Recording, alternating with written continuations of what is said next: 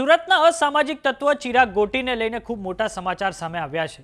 મિત્રની કારમાં ડ્રગ્સ મૂકવાના કેસથી માંડીને કરોડોની ઉઘરાણી, મારપીટ અને રિવોલ્વર બતાવી જાનથી મારી નાખવાની ધમકી સુધી અનેક આરોપો આ ચિરાગ ગોટી પર લાગ્યા છે। ત્યારે ગુરુકુલ પાસેથી પકડાયેલા 70 ગ્રામ એમડી ડ્રગ્સના કેસમાં ચિરાગ ગોટીએ કોર્ટમાં સરેન્ડર કર્યું હતું અને સુરતની કોર્ટે હવે તેના 4 દિવસના રિમાન્ડ મંજૂર કર્યા છે।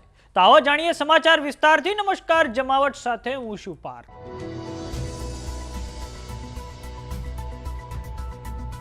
કુખ્યાત અસામાજિક તત્વ ચિરાગ ગોટીના 4 દિવસના રિમાન્ડ સુરતની કોર્ટ દ્વારા મંજૂર કરવામાં આવ્યા છે।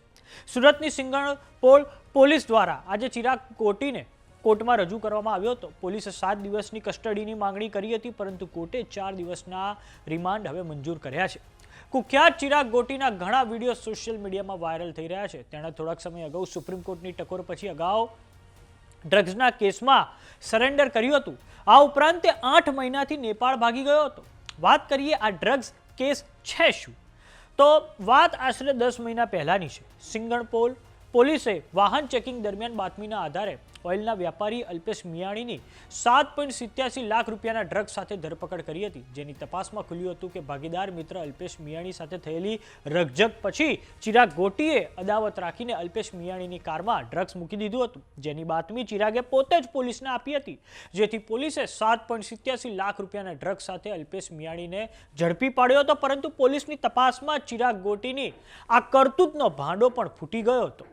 ચિરાગ ગોટીની અસામાજિક હરકતોના અનેક વિડીયો સોશિયલ મીડિયામાં વાયરલ થઈ રહ્યા છે। તેમાંથી એક ભોગ બનનાર જિગ્નેશ વ્યાસે પોતાની યાતના સાથેનો વિડીયો જાહેર કર્યો છે, જેમાં ચિરાગ ગોટીએ જિગ્નેશ વ્યાસના અંદાજે 23 કરોડ લઈ લીધા છે। જ્યારે જિગ્નેશ વ્યાસ પોતાના રૂપિયાની માંગણી કરે છે, ત્યારે ચિરાગ ગોટી તેનો જીવ લઈ લેવાની ધમકીઓ આપે છે। ચિરાગ ગોટીના આતંકના અનેક પુરાવાઓ છે। તો હવે જોવાનું એ રહે છે કે પોલીસ રિમાન્ડમાં શું નવા ખુલાસા સામે આવે છે। સુરત પોલીસ કમિશનરે આ કેસની ગંભીરતાને લઈને હવે તપાસ સ્પેશિયલ ઓપરેશન ગ્રુપ એટલે કે એસઓજીને સોંપી દીધી છે। ઊંચા વ્યાજે રૂપિયા આપી પઠાણી ઉઘરાણી કરવાના ચિરાગ ગોટીના આરોપોની ઝીણવટભરી હાલમાં તો તપાસ ચાલી રહી છે। આરોપી ચિરાગ ગોટી, તેના ભાઈ નિરાંત અને પિતા ઘનશ્યામ સામે પણ તપાસનો ગળિયો હવે કસવામાં આવ્યો છે। ભોગ બનેલા તમામ લોકોએ પોલીસ કમિશનરને મળીને કડક સજા અને યોગ્ય ન્યાય માટે હવે પુકાર કરી છે। તો સમાચારોમાં અત્યારે બસ આટલું। જોતા રહો જમાવટ।